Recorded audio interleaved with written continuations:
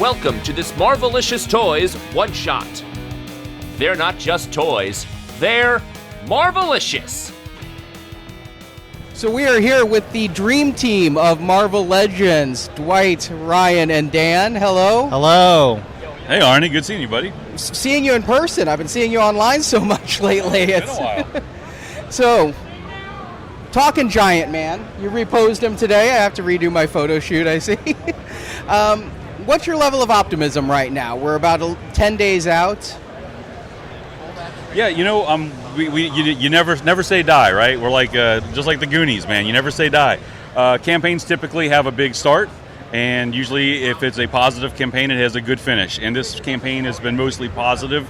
You know, the detractors are asking for things that don't even exist and aren't part of it, and weren't planning to be part of it for many reasons. So, you know, we're very pleased and happy with what the offering is, and we hope for a big finish to this campaign, like we've seen so many times in the past. And there's no reason to hold out on that FOMO. It's like jump in now if you're interested, and let's get this thing to the finish line and make a lot of fans happy with a great figure. This is really the first time that a lot of the Legends toy community has been able to see Giant-Man in person, because I did take him down to D23 in Orlando, but that's like a Disney kind of event and not really, you know, figureheads. So I think we've had a great response so far. Dwight and Dan have been talking with a lot of the fans. Dwight's been showing that one piece of video on his cell phone about like how the face swapping is going to work. And I think we're gonna repose him every day, Arnie. So if you need to come back, we might put the zombie head on at some point. But yeah, we just really want to show all the details, some of the articulation as best we can, because we don't want him to fall over. Anything else to add? No, what are your thoughts on it? Oh, I mean, I think it's a great looking figure. The photos online don't do it justice. The texture of the outfit is great. I think you need to post that video of changing the faces. There's a lot of questions about how do you change the faces and things like that. I saw the video yesterday. I think you need to post that to your Instagram, because people are really wondering how the face plates work, how the eyeballs work, the fact that that's all interchangeable. So I think getting that out there would, when I posted photos yesterday, like a litany of questions about how the face plates work. So I think I'll have to have my team teach me how to post videos. Dan, how do we use technology? I don't know. Yeah, we'll help you out, Dwight. We'll try. So let me ask, Giant-Man, why this figure at this time? Why was this the Haslab chosen? So the marketing tie-in is it's a big Avengers year. As we know, we already had our Avengers Beyond Earth's Mightiest program in the works, finalized. You know, figures like that new Black Widow, the Hawkeye with the Sky Cycle, Mark I Iron Man, those were already in the plan. And I think we saw the campaign from last year and learned that Marvel's sweet spot, we think, Marvel Legends for Haslabs, are these jumbo characters, right? Sentinel, Galactus were both very successful. And it's been, I think, 16, 17 years between the last classic Giant-Man like this, the old Toy Biz Build-A-Figure, which was a Walmart exclusive that took 10 figures to buy to make. So I don't think everyone who would love a Giant-Man, was collecting back then or wants to hunt that down on the secondary market. So we kind of factored all of those things in, and just wanted really to kind of unleash Dwight and the team on what they could do with a modern, sculpted, fully articulated, 91 points of articulation Giant-Man. Yeah, this is the first figure of this size that we've been able to give this type of articulation to. Sentinel and Galactus were awesome challenges on their own, but to be able to do so much more with this, to have this thing being able to do all of those close to Spider-Man low crouch poses, which those previous ones can't do, was another. It was a fun challenge to tackle, and you've seen what we've been posting with the gray model. We can't do that with this one because this is a paint master. If I start moving this like that, it's going to be all chipped up and look, all beat down. But you've seen what we can do with that thing on that gray model. There's a lot of potential with this figure. So you mentioned the face plates, and just one of the questions that I've seen, the way it happens is, in case you haven't posted the video, as I saw it, the head kind of pops out from the mask, and then you can replace the faceplate on the head and replace the eyes behind it, and then pop it back on. Why do I need to post anything, buddy? You got this down. Well, my question then, that was the info leading into the question, is there going to be an issue with like paint rub as the mask rubs over the face plates and things like that? Absolutely not. The best part about this, the technologies and the way we're doing it now, is the mask is going to be primarily molded in red. There will be some overspray decos on the outside of it, and the ink jets of the faces are pretty much just on that mold color. So the ink jets will be around the lines, so that there should be very minimal rubbing of anything that's actually painted. It'll be more just base material against base material, and as you guys know, typically that doesn't have that kind of wear and tear. Okay. And then in that video, right, the headpiece you were talking about, if you look at it, it's not like the forehead doesn't come out like it should. It's kind of set backwards, so it makes it easier to tilt the head back inside the helmet and pull it out. And then that void is going to be filled on the inside from the helmet piece. So it's not going to be like, squishy emptiness, but that, the team has done a good job of thinking through. We know fans are going to want to change the faceplates for various poses and various things, and so want to make it as easy and as sturdy as possible. Yeah, easy, sturdy, and limit the potential for that kind of damage of the thing. That was the whole. We had done multiple designs of how this was going to take, and we were seeing issues with them, and we're like, okay, so like with anything, you keep trying and testing different processes so you find one that allows for the mask to slide in and out the easiest with minimal stretching and wear and tear on the mask, and potentially less risk for paint rub. At $200, this is one of the less expensive Haslabs just across the Haslab project. Given that you put out things like the Captain Carter shield that come in around $150, why couldn't this be a main retail item? Why did this have to go Haslab? So the Captain Carter shield is actually only in a limited number of Target stores. We see these pictures online, which is kind of striking because it's such a big box, but it's not like that shield is in every store, number one. And number two, it's not about whether a certain price point or a size box could actually live at retail. That all factors into it, of course, but it's more of a developing and building the right number of quantity, right? That's where, in a crowdfund model, you build exactly how many you need. Because if you think at it from a retailer's perspective, they're guessing too, right? They're forecasting in their minds, how many units do we think we can sell?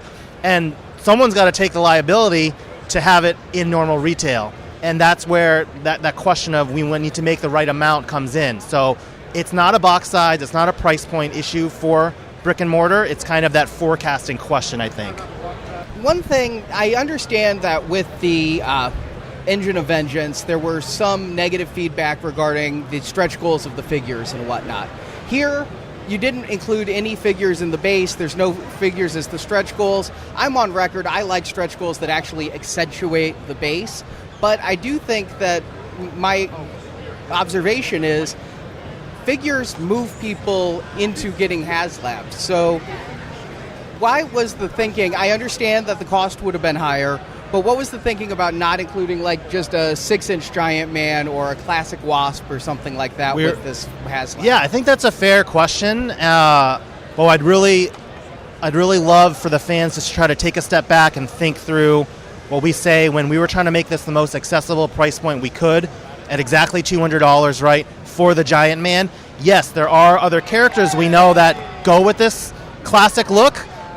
We can still make those figures and sell them in the future. It's not like this Giant-Man is coming out today. This is going to ship next year. So it's either we bundle those figures together, and this is a $250 item with two figures, or you can buy those. You can spend that $50 later in the future. It's still the same price. We're just breaking up the transaction. Now, if the question is, well, I think a $200 Giant-Man should include all these other things, well, then that's a costing kind of breakdown, and we can only afford so much. This is all new tooling. This is a lot of paint. This is a lot of plastic. It's a lot of shipping to ship a big box like to your house, right? So all those kind of economic factors come into it. So what's the question are we asking? Is the question, I want to be able to buy those figures now, and I don't for some reason want to buy them in the future, or is it a question of, I think $200 should include more overall, right? Like those are the two kind of competing factors there. So Arnie, like for certain figures, if we came out with them next year and you can buy, like, how different is that to you versus spending $250 today versus just $200 tomorrow and $50 next year or something like that? To me, no different. To people who sit on the fence and decide whether or not they're going to jump in on a Haslab. I think I see people on that fence who figures could have pushed into the yard instead of still staying on the fence. That's where, so I understand what you're saying, but I'm trying to also, I read hundreds of comments every day in the groups, and I'm like... We do too, definitely, but I think Ryan basically gets to the point, right? Yeah. It's like, a lot of those comments is basically saying we want 2 or 3 additional figures for the same price point, which, if we're being realistic about the business that we're in, adding more figures to it would have increased the price of the offer. Or shrunk Giant-Man, and or maybe reduced articulate. It's a trade-off. Like, we don't have unlimited resources as much as we would love to. Right, and keep in mind, let's just number crunch it, right? 50 people are online saying that they think this thing should have more figures in with it.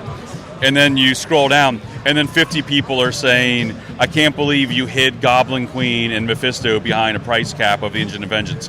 So the community is split. It's not like one or the other. It's 50% say, this is awesome, I don't have that extra expense, and the other 50 are saying, I want more stuff, but like you said, basically for free, which is not how we would do things, so. I think everyone is, as we have Miles Morales blasting his boombox, I think everyone is entitled to their opinion, and if I can't change your opinion with the facts behind it, that's okay, but I think what most people should recognize is we learned from Engine of Vengeance, and we didn't just run back the same playbook that didn't work, right? We were thoughtful about it.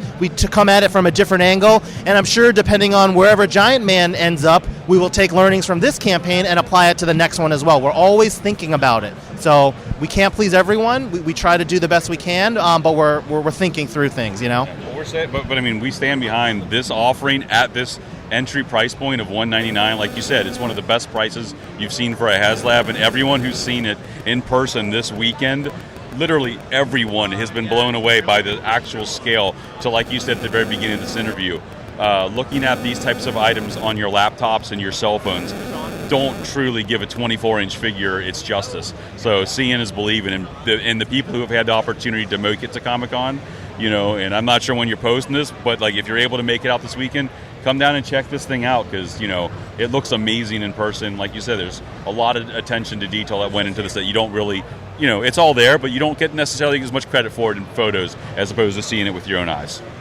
All right, guys, thank you so much for the time. Got to talk something else later on, but I know Giant-Man's your big focus this weekend, so thank you for talking to us, and my fingers are crossed for you. I'm watching the numbers all the time, and I'm invested in this happening too. I feel emotionally invested as a backer in this. As are we. Well, thank you for giving us the opportunity to talk about it and maybe address some of the questions that are floating out there. Hopefully some of that made sense.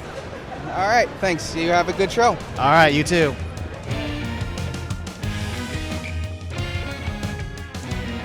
Thank you for listening to this episode of Marvelicious Toys.